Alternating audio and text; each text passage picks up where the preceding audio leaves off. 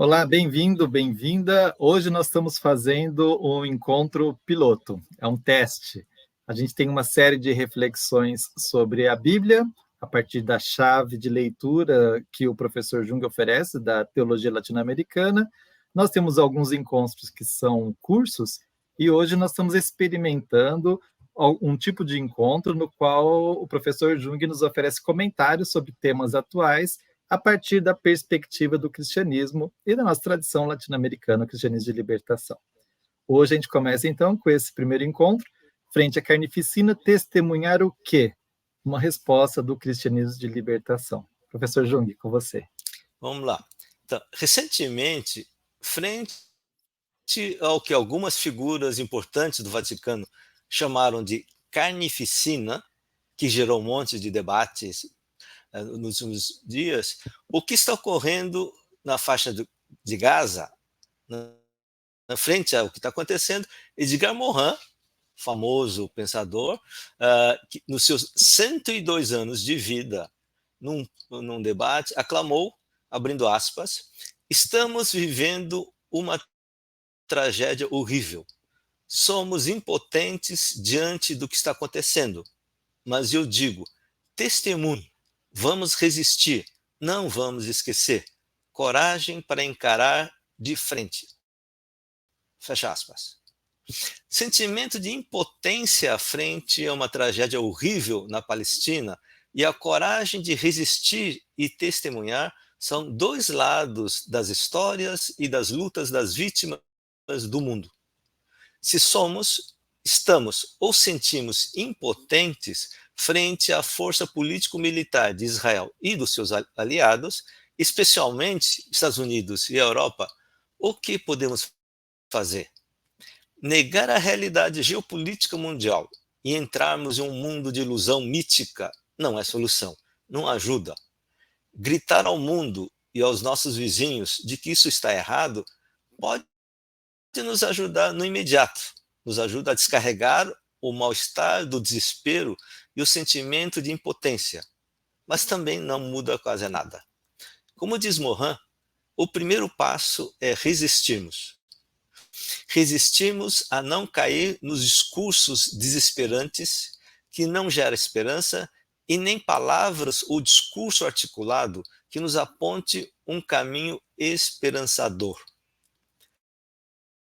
Nesse resistir, não podemos nos esquecer do passado.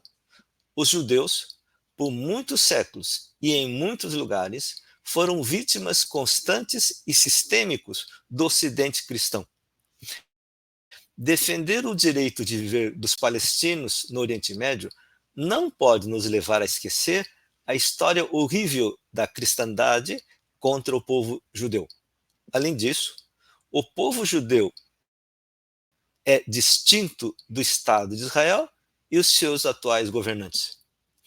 A história humana não é feita de bons e maus, justos e injustos, mas sim de relações de poder injustos e opressivos, onde grupos e povos ocupam e têm ocupado lugares diferentes e conflitantes e em tempos distintos. Precisamos de diálogos razoáveis, não necessariamente racionais, científicas. Precisamos de diálogos e de pessoas razoáveis que reconhecem e sabem que não há um ser humano santo, sem nenhum pecado na sua vida.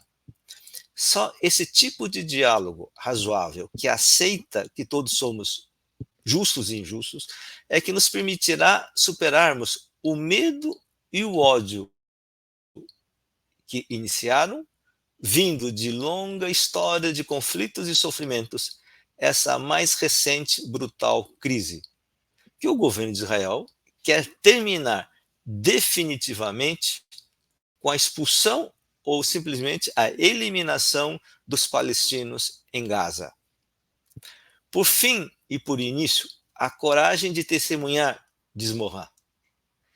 Testemunhar o quê? Na perspectiva do cristianismo de libertação, como dizia Hugo Assmann, a essência da boa nova do cristianismo é testemunhar ao mundo que Jesus, aquele que foi visto como culpado pelo sistema do templo e do Império Romano, esse Jesus foi ressuscitado porque Deus viu que ele é inocente. Em aspas, abrindo aspas, a fala do Assmann, a novidade essencial da mensagem cristã, precisamente porque tenta introduzir na história o amor fraterno a todas as pessoas, consiste na afirmação central: as vítimas são inocentes e nenhuma desculpa ou pretexto torna justificável a sua vitimação. A inocência da vítima, como elemento central da fé cristã, impõe-nos um vínculo de solidariedade com todas as vítimas que nos rodeiam.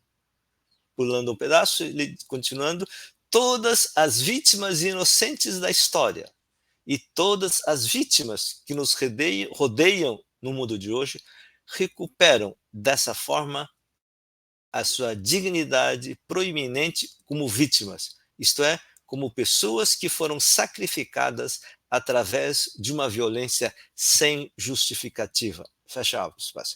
Esse é um pequeno texto do Assmann, que infelizmente só não tem a versão em português, somente em inglês. Voltando.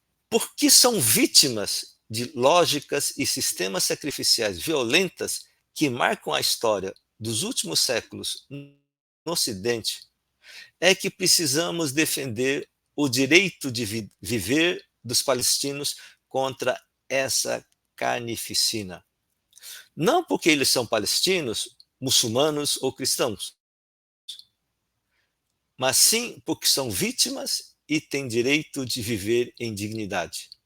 E se não temos poder para interromper essa matança, pois somos ou estamos impotentes, como cristãos e também como seres humanos, temos pelo menos a tarefa de testemunharmos a inocência dessas vítimas, pois há muitos setores do cristianismo e da sociedade que, em nome do seu Deus e da sua religião, acusam esses palestinos de serem culpados do seu sofrimento.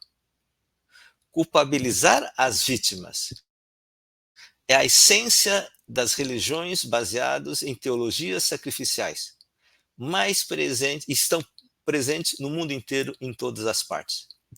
Defender a inocência e o direito de viver das vítimas é a boa nova do Evangelho.